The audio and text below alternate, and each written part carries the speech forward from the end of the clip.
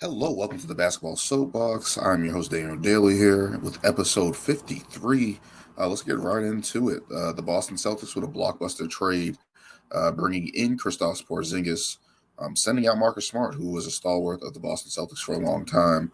Um, Details of this, obviously, there was a deal between the Clippers, the Celtics, and the Wizards. Markieff Morris or Marcus Morris, whichever one it is, I can't remember. Please forgive me. Was going to go to the Wizards. Uh, Malcolm Brogdon was going to go to the Clippers, and Kristaps Porzingis was going to come to the Boston Celtics. And as that was happening, I was like, uh, from the standpoint of the Celtics, I understand them trying to figure out that backcourt rotation. Malcolm Brogdon was excellent during the regular season and then faltered during the playoffs, of course, because he got hurt or whatever the case may be. And fortunately, he was going to be the odd man out, right? Looking into that and sending him to the Clippers, which would make sense because they do need a playmaker. They do need a point guard, an actual point guard.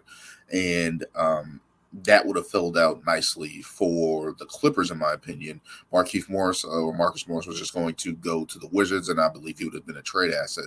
But Kristaps Porzingis coming to the Celtics in that trade and how the Celtics were going to orchestrate that, I was sitting there like, okay, that at least answers our front court situation in terms of another guy who can go get his own shot, a guy who can space the floor, especially as Al Horford is aging.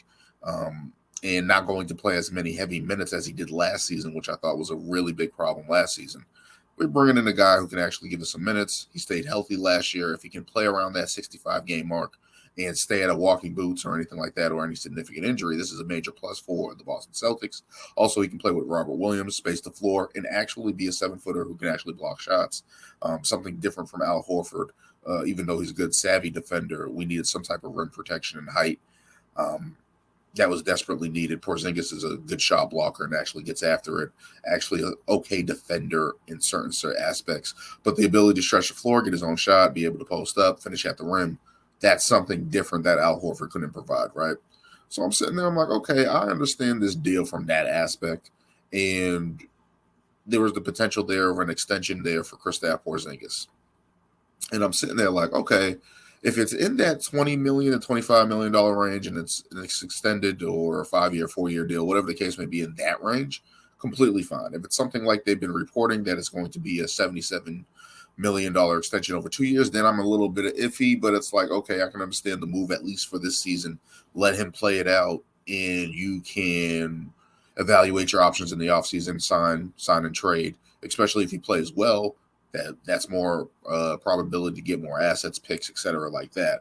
But then the deal falls through. Woj reported for the first time, probably in Clippers franchise history, they're concerned about somebody's medical records, and that's what the halt of that it was on that deal there with Malcolm Brogdon. They were worried about his medical history. Of course, we have the knee injuries and stuff like that.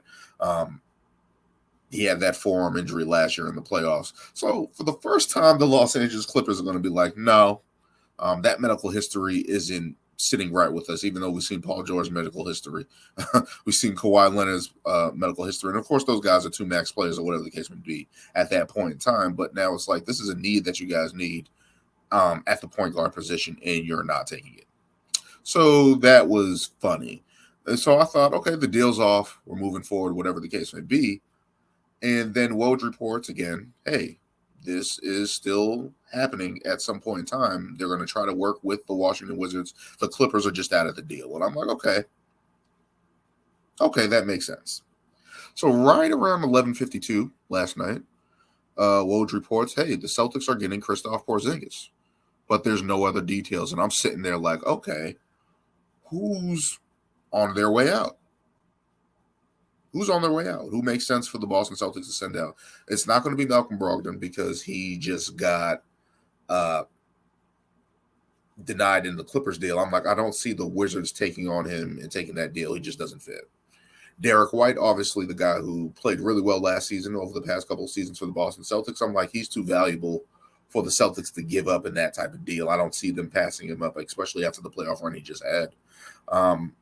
I'm looking around. I'm like, is it Peyton Pritchard? Is it Grant Williams? And a combination of that with Dino Gallinari, Mike Muscala, whatever the case may be, filler picks to Washington, whatever the case may be. is that going to happen? I'm like, I don't see that happening. So I'm like, is it Robert Williams? No, I don't see that happening. And then Woj reports, lays the hammer out, and says Marcus Smart is going to the Memphis Grizzlies in a 3-team deal. Obviously, described there at the bottom. The Celtics get Kristaps Porzingis, a 23 and 24 first-round pick, a pick in this year's draft from the Memphis Grizzlies, and I believe the 24th. The 24 pick is from the Golden State Warriors, but I believe it's lottery protected. Memphis gets Marcus Smart, and the Wizards gets Tyrus Jones, second-round pick from the Celtics, Dino Gallinari, and Mike Muscala from the Celtics. So breaking that all down, I was just flabbergasted because, one, Marcus Smart has been here a long time. He's been a cornerstone of the franchise, at least from the old regime, especially with Brad Stevens coming in. Like, those guys essentially came in together. That was his first draft pick in that season when he came in as a coach. So you're sitting there going, okay, those guys have a relationship together. Obviously, Marcus Smart has been the glue guy, the heart and soul of this Boston Celtics team, as people say, for the past couple of years, as I say. And to see him get traded like that, that was a shocker. So I was like, I definitely need a minute to process all of this and really sit back and think about how the dynamics of this